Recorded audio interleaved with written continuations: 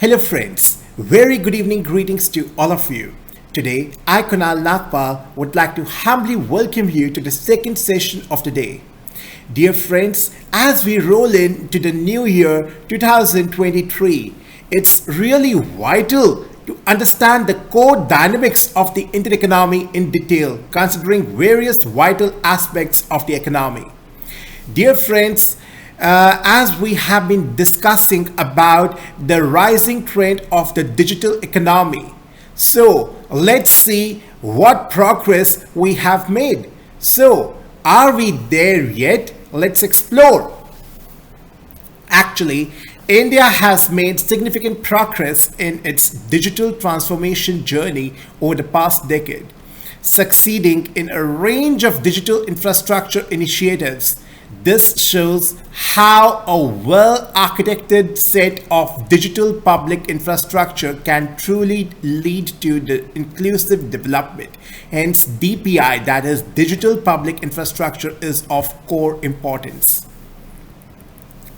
We are basically ending 2022 on a great footing with UPI nearing 7 billion transactions a month, Aadhaar authentication at about 1.5 million times a month, DigiLocker crossing 135 million users with more than 5.5 billion verifiable documents, account aggregator, that is AA, linkable accounts crossing 1 billion, Diksha having content in more than 35 languages with over 60 billion learning minutes, CoWIN helping us successfully vaccinate a billion people, and ONDC, that is Open Network for Digital Commerce, showing momentum in its early pilots. So, what's in store for 2023? The coming year should see the Aadhaar 2.0 kicking in with increased voluntary adoption in the private sector, privacy preserving decentralized authentication on the mobile Aadhaar app, that is the M-Aadhaar app, and full rollout of face authentication due to massive smartphone adoption, eliminating the need for fingerprint devices. Another key area will be the use of verifiable credentials, that is VCs, with the Ministry of Electronics and IT recommending that all the certificates be converted to machine-readable verifiable credentials format with the printable QR codes under the NDEA 2.0 strategy. Proof of employment or work, proof of learning or training or skill, proof of earning, for example, salary or bank certificates, government certificates or licenses, for example, caste, income, birth, trade, property, etc., should be converted in the VC form with printable QR code. This is actually very essential to create the low-cost, high-trust transaction flows. Time for a DigiLocker 2.0 mission. Yes, it's truly the time for the DigiLocker 2.0 mission. In finance, we should see the increased adoption of UPI across all channels, including offline UPI, early adoption of CBDC, Open API or protocol-based unification of KYC, UPI protocol being expanded across the channels, and credit on UPI. The AA network is also poised to take off with the Open Credit Enablement Network, that is the OCEN, enabling the lenders to adopt a paperless, high-trust, low-cost model for low-value, low-tenure, high-volume lending.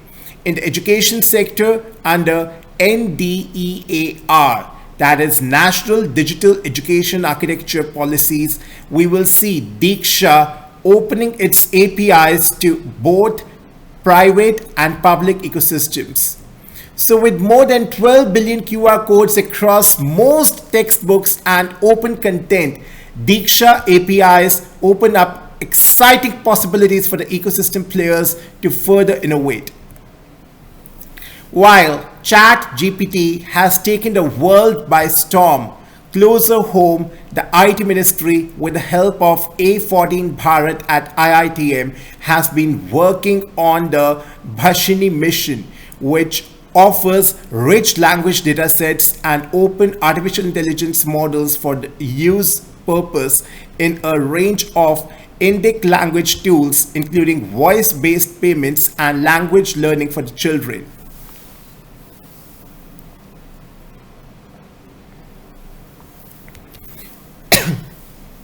So, 2023 is also expected to be a significant year for decentralized networks and open protocols.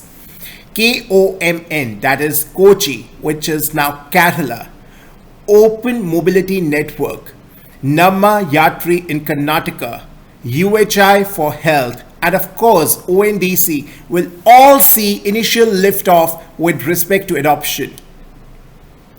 Expect to see these beacon protocol powered networks inspiring some global pilots. Given India has assumed the G20 presidency, we should see accelerated push towards digital diplomacy. Many of India's DPIs such as Aadhaar, AA, Diksha, UHI, ONDC, etc. are either built on or have open source digital public goods, that is DPGs, offering such as DEPA.world, Mossip.io, Sunbird.org, and BeaconProtocol.io makes it easier for other countries to adopt, contextualize, and accelerate their own DPI journey. The exciting part is that we all will actually see the early glimpses of many of these being combined to create exponential possibilities and total solution reimagination across the sectors. So, patience is the real virtue. 2023 being a pre-election year, we will see changing political priorities taking the focus away. But the digital transformation journey is actually a marathon, and we just need to be patient.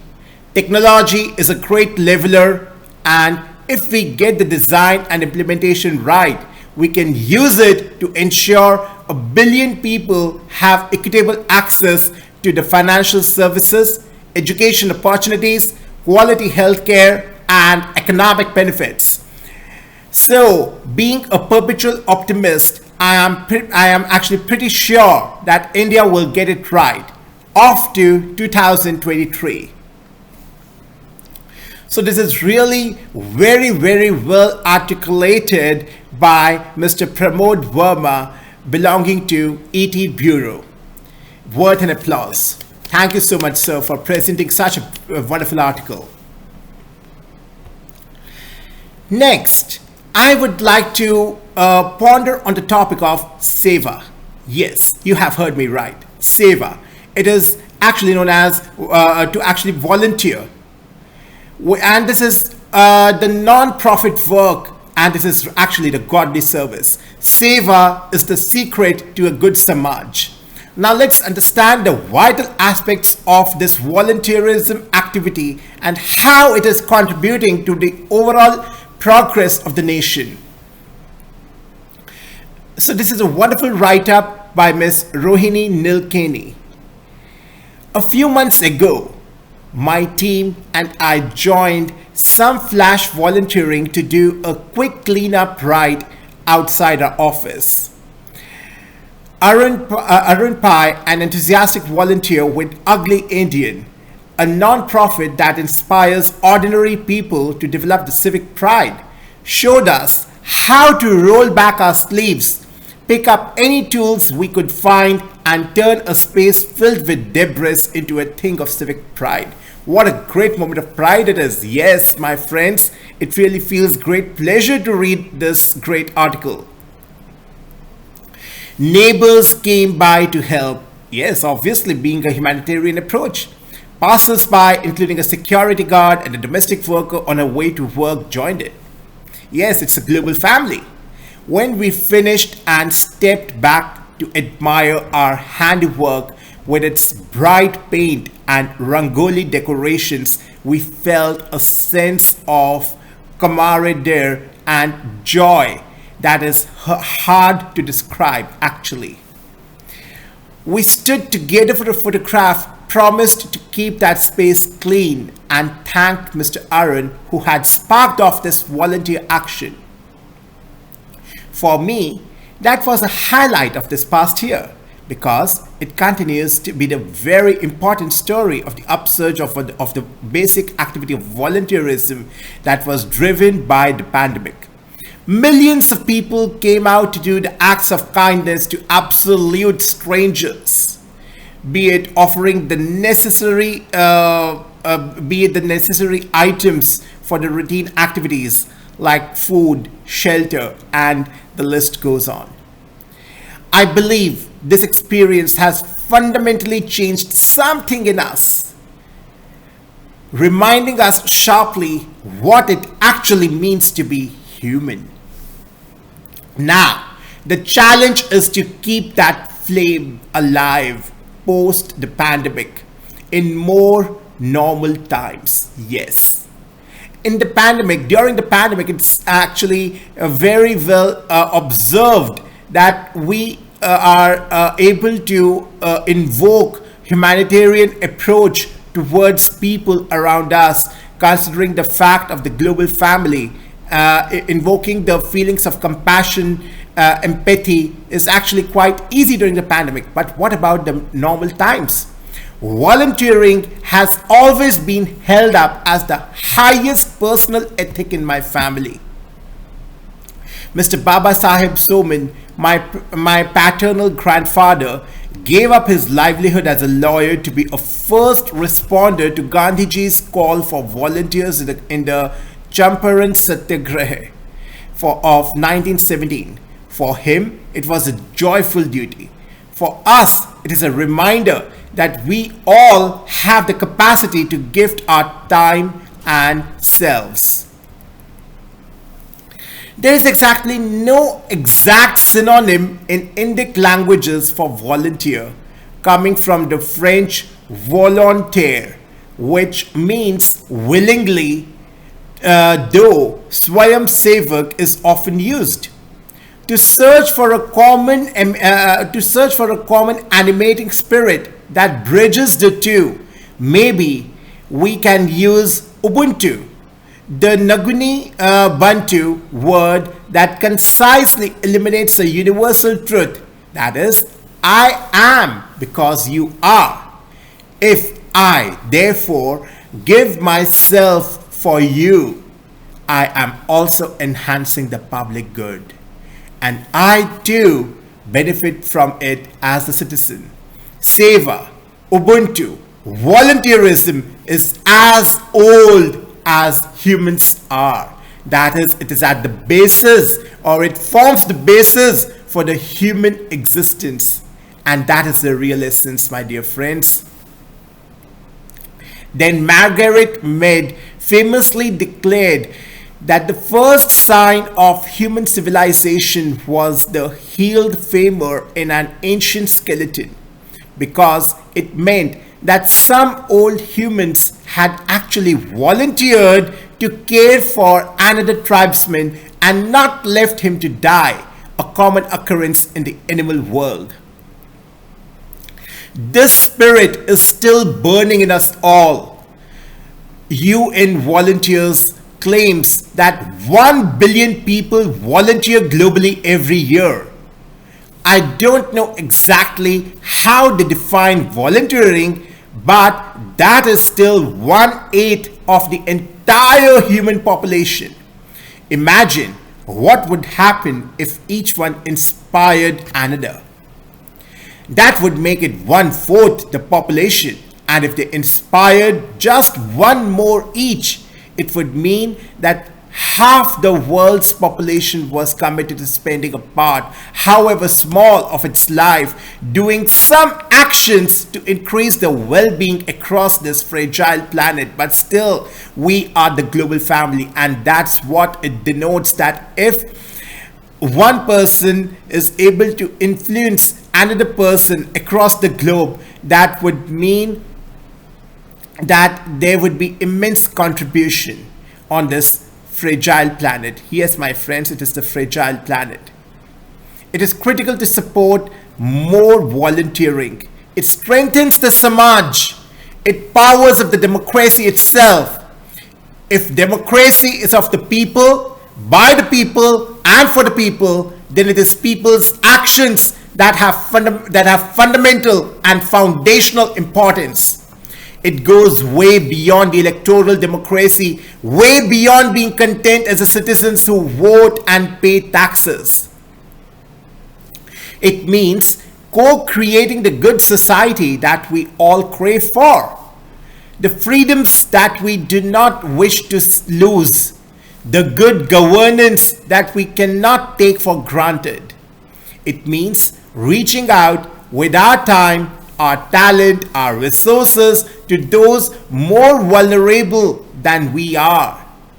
If eternal vigilance is the price of liberty, I repeat, if eternal vigilance is the price of liberty, maybe eternal empathy is the price of a good society or Samaj. This is actually noteworthy. Hence, I repeat it once again. If eternal vigilance is the price of liberty, maybe eternal empathy is the price of a good society or Samaj. We have just celebrated 75 years of our Swarajya, but not one of us would be sitting so comfortably as the proud citizens of a free nation if not for the power of volunteerism. Here I am getting reminded of one of the great patriotic leaders, Sri Mahatma Gandhi ji, who had opted for such a voluntary activity. Tens of lakhs of people participated willingly in our historic freedom struggle, our unique satyagraha. In today's India too, there are hundreds of organizations that depend on lakhs of volunteers to give from their hearts and with their bodies. Many are faith-based and many are actually ideology-based. They attract people from every sphere, every profession, every class. None receives financial remuneration. As Mr. Sherry Anderson said, volunteers don't get paid. I repeat, volunteers don't get paid not because they are worthless, but because they are actually priceless. Such a wonderful quote it is. All of them do incredible work to relieve suffering, to build institutions, and to respond to the calamities. But can we imagine a national movement of citizens that goes beyond faiths, beyond ideologies, and beyond sectarian identities? Will that be the highest form of humanitarianism? Organizations like I Volunteer, Bhumi, Make a Difference, etc. have rallied thousands of young people who recognize that unless they help build the communities of resilience, the future may be tough to navigate. In one show of purpose, 25,000 volunteers came together under the banner Hamara Station, Hamari Shan and painted 40 railway stations in 7 days. This is truly fantastic. Painting 40 railway stations, 40 railway stations in just 7 days. Under the campaign Hamara Bharat, Hamari Shan. Hamara Station, Hamari Shan. It worked out to a saving of 7 crore, but the community pride generated was actually immeasurable.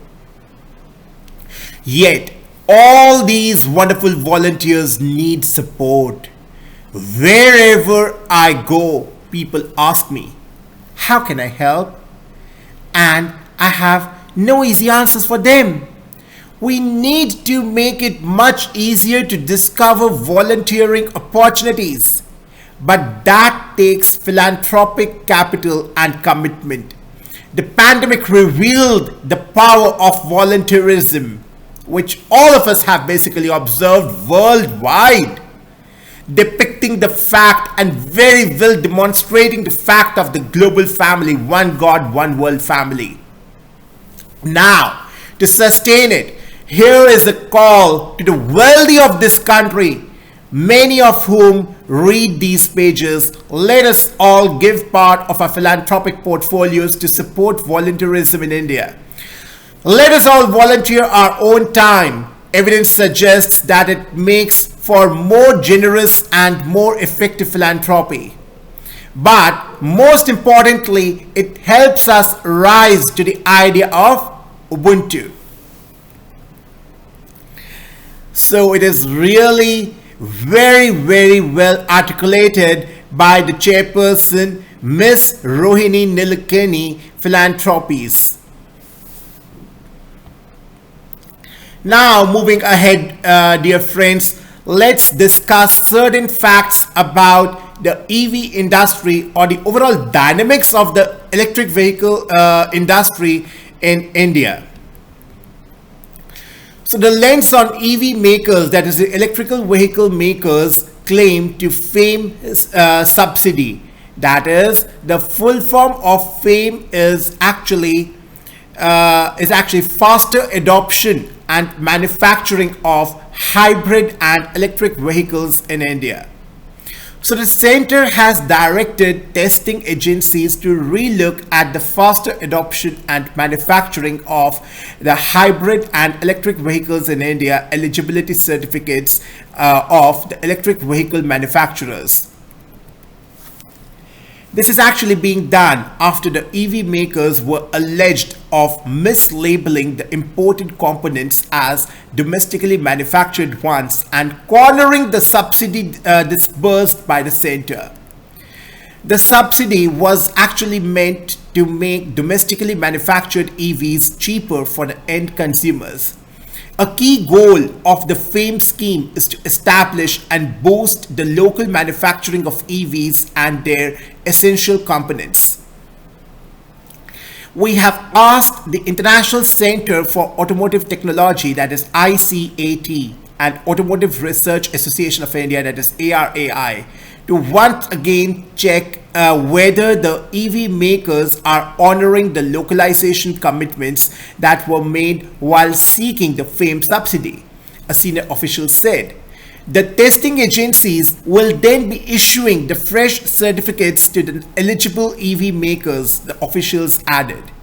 Under the FAME scheme, EV makers can offer a discount of up to 40% on the cost of the vehicle and hence claim it as a subsidy from the Ministry of Heavy Industries, that is MHI. This allows the firms to make EVs affordable for the buyers and hence boost the sales effectively. FAME 2 is being implemented for 5 years from April 1, 2019 with a total budgetary support of 10,000 crore rupees. But in 2022, MHI received the complaints that some electric vehicles manufacturers have misappropriated the subsidies. The complaints were basically mainly related to the violation of phased manufacturing program, that is the PMP guidelines under the FAME India scheme phase 2. Heavy Industries Minister Mr. Mahendra Nath Pandey told the Lok Sabha in response to a question in December 2022. To prevent further pilferage, MHI decided to stop dispersing the subsidy to the electric vehicle makers pending investigation. This actually led to a build-up of the subsidy amount that original equipment manufacturers are seeking from the center amid claims that the EVs have already been sold at a discount to the end consumers. According to the Society of the Manufacturers of Electric Vehicles, MHI has withheld 1,100 crore rupees of subsidy due to the OEMs. According to the official data, the sale of electric vehicles under the scheme has significantly increased over the years. As of December 9, 2022, 4.43 lakh EVs were sold in the country under FAME 2 during the fiscal 2022-23 that ends in March.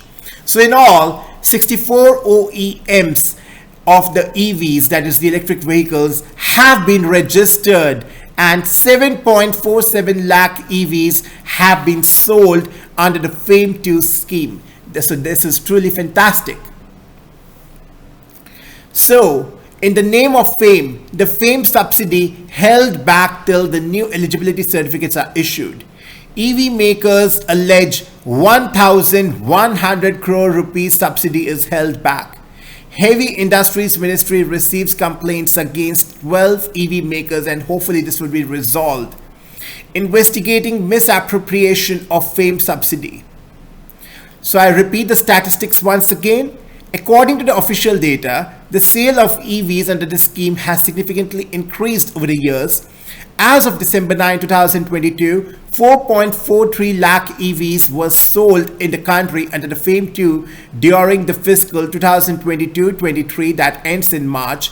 So in all, 64 OEMs of the electric vehicles have been registered, and 7.47 lakh EVs have been sold under the FAME 2 scheme. So, dear friends, this is truly insightful and very well articulated with proper statistical figures and facts. Now, we are going to discuss something about the JSW Group, which actually mulls foray into EVs to manufacture the four-wheelers. Sajjan Jindal-led conglomerate JSW Group is actually considering a foray into the manufacturing of electric vehicles, according to a top official of the group. The group had examined EV manufacturing plants earlier also, but now it is becoming attractive. JSW Group Chief Financing Officer, that is CFO, Seshagiri Rao, told PTI. The overall manufacturing of EVs is being discussed actively at the group level, he said, while divulging JSW Group's plan to expand its presence into more sectors. The group is looking to manufacture the four-wheelers, Mr. Rao said. When asked about the details of the manufacturing location, he said it is yet to be decided. On the timeline for the launch of an EV manufacturing facility, he said the plan is at advanced stages. JSW Group company, that is JSW Steel, owns and operates a 1 million ton per annum steel plant at Salem in Tamil Nadu.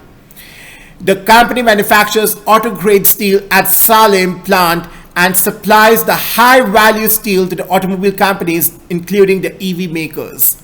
So besides, the $22 billion group has a significant presence in the sectors like energy, infrastructure, cement, paints, venture capital, and sports.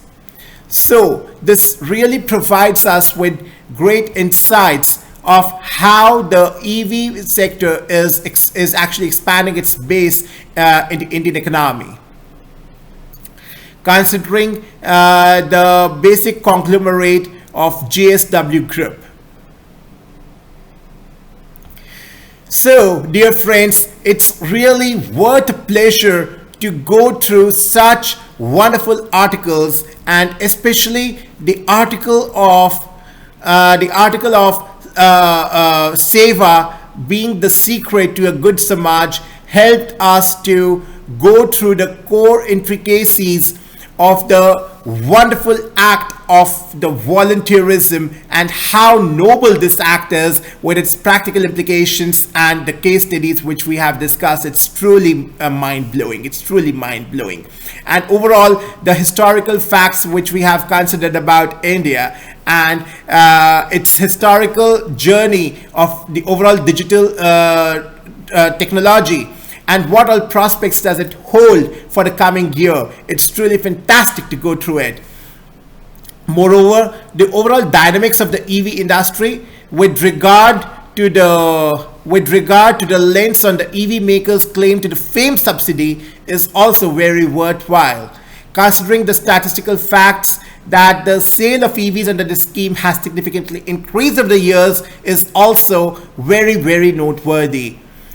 further discussing the overall milestones being achieved by the conglomerate JSW Group, which is considering a foray into the manufacturing of EV, according to the top officials, as being claimed by the top officials of the group, is also very, very encouraging and inspirational, and it actually helps us to get aware of the massive developments done by the Indian economy across various sectors, and the expansion of the manufacturing base by the secondary sector of our economy, which is actually making it more and more attractive with each passing day. The companies taking initiatives to come forward and give their valuable contributions is actually very, very noteworthy. Very, very noteworthy. So, dear guys, on this note, I would like to conclude my today's session, and it's really a very, very overwhelming interacting with you guys on daily basis, sharing the very useful insights of our Indian economy. It's really very, very inspirational for me as well to disclose certain facts which are of vital importance for us, the responsible citizens, and that's what the real essence of democracy is. So I really wish you all take very good care of yourselves until we meet next, and Namaskar. Jai Hind.